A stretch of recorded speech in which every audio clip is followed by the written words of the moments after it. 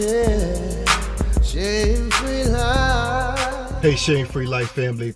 Listen, I won't be before you long, but I already know that this video is not going to be politically and religiously correct, and I'm cool with that.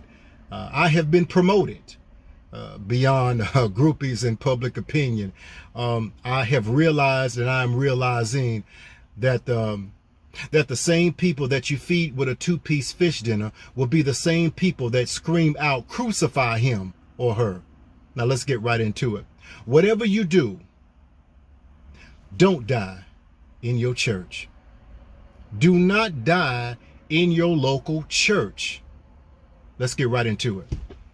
You know, I was meditating today on Psalms 42:11, and David, he had a dialogue, not with the Most High God, not with any of his men around him, not with his best friend Jonathan. He had a dialogue with himself.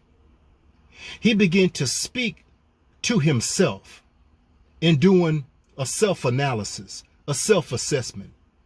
He said, why am I so discouraged? Why is my soul so sad? But yet I will continue to believe God and worship the Most High God. He did a self-assessment on himself. David checked in with himself. You know, oftentimes, we're very busy. You may be busy preaching, going here, going there, teaching the gospel, working hard in your local assembly, going hard in ministry, making sure that everything is in order. But the question is, are we emotionally and mentally in order? If David, the king of Israel, in my opinion, one of the most prolific and profound and powerful kings in the earth, if he could check in with himself to do a self-analysis, to question himself by the emotions that he was feeling, why can't we? You know, it's easy to say to someone, hey, listen, you need more faith in God. You need to fast more. You need to read the word more. And all of those things are great, and I believe in them. But how about we need to be real more? We need to do as David did, do a self-analysis more. We need to be honest about our emotions and our feelings more.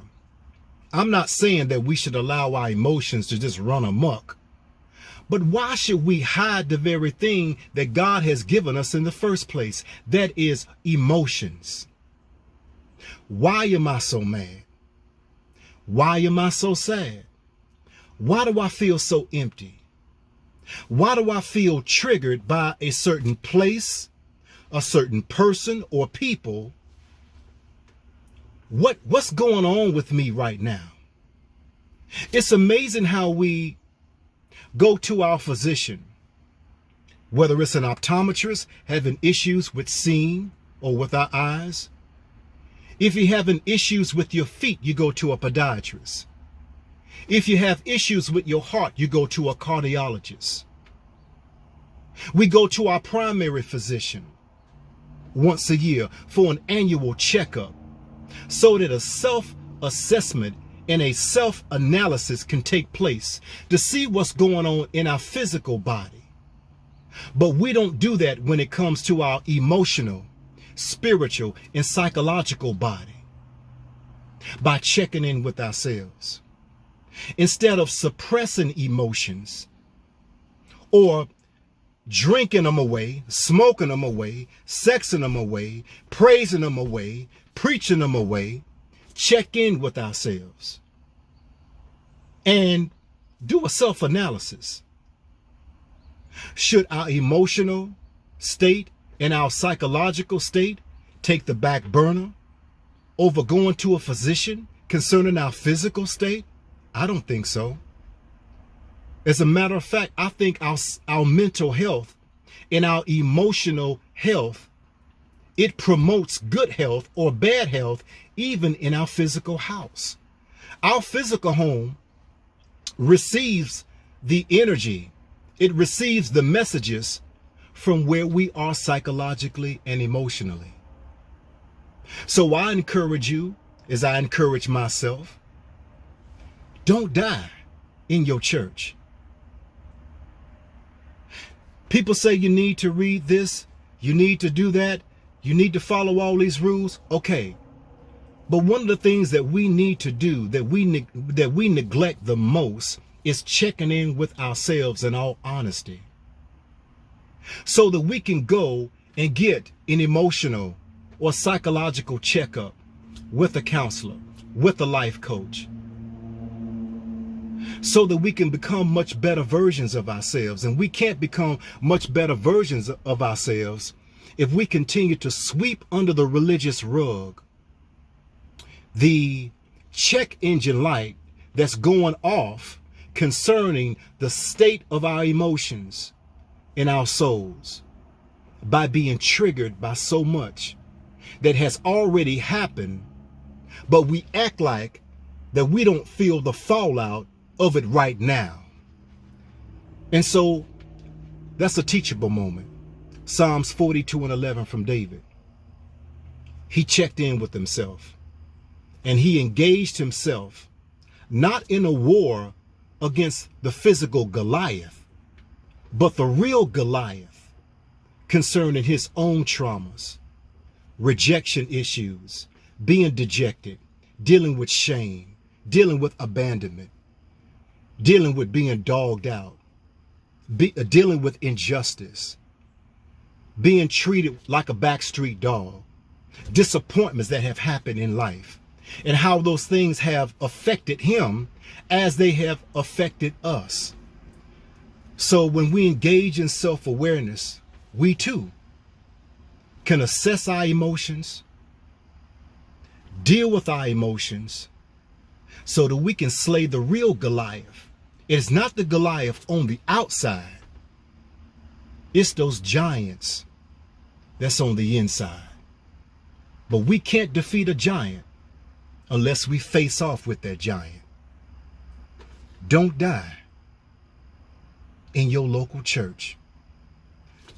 I'll say this and I'm gone. Martha was real busy. She was cooking, she was cleaning, she was prepping, because the Messiah, Yeshua, was in the house. But it was Mary that sat at the feet of the Messiah to not just worship him, yes, but while I'm in your presence, I'm also doing a self-analysis of my own soul. Certain things need to be healed. Certain things within me need to be filled that's empty.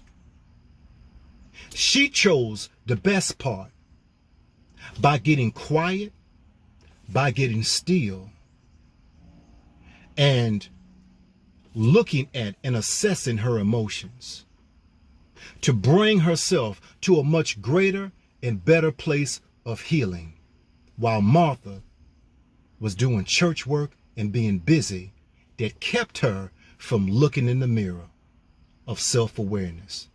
Until next time, like I always say, and I will continue to say, that your life begins when you say so. For assistance on your walk of journey of self-awareness, trauma recovery coaching, we are here at your service.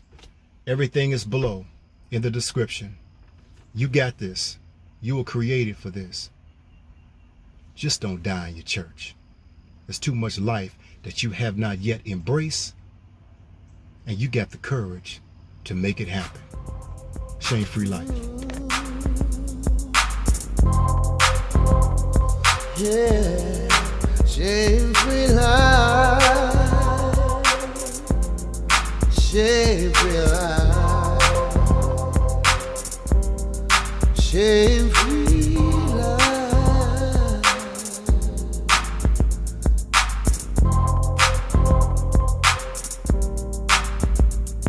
Yeah.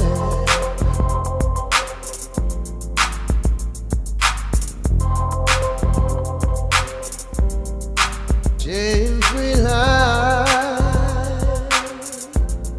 shame-free life, shame-free life.